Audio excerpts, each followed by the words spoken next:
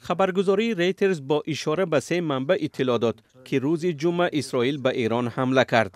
رسانه‌های دولتی ایران گزارش دادند که نیروهای جمهوری اسلامی حمله هواپیماهای بی‌سرنشین را به پایگاه‌های نظامی کنار شهر مرکزی اصفهان خنثی کردند. به نوشته این رسانه‌ها ترکش‌ها در نزدیکی‌های کارگاه هسته‌ای نتنز جای داشتند ولی به این مؤسسه زیان نرسیده است. کشورهای غربی تخمین می‌کنند که در نتنز برنامه تولید سلاح هسته‌ای ایران عملی می‌شود. حمله یاد شده همگی چند روز بعد از حمله ایران به اسرائیل صورت گرفت. شب 14 اپریل در جواب به تخریب کنسولگری ایران در سوریه، جمهوری اسلامی صدها هواپیمای بدون سرنشین و موشک را به قلمرو اسرائیل روانه کرد.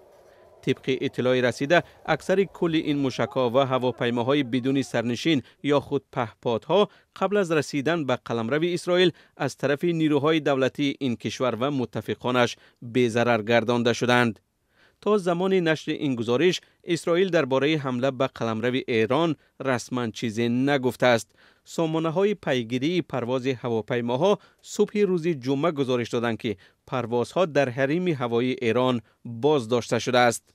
در دوام روز تلویزیون ایران خبر داد که وضع پایگاه‌های نظامی و کارگاه هسته‌ای نتنز مقرری بوده، پرواز هواپیماهای مسافربر بعد توقف چند ساعته برقرار شدند. یک عده کشورهای عالم از ایران و اسرائیل درخواست نمودند که به توسعه نزاع راه ندهند.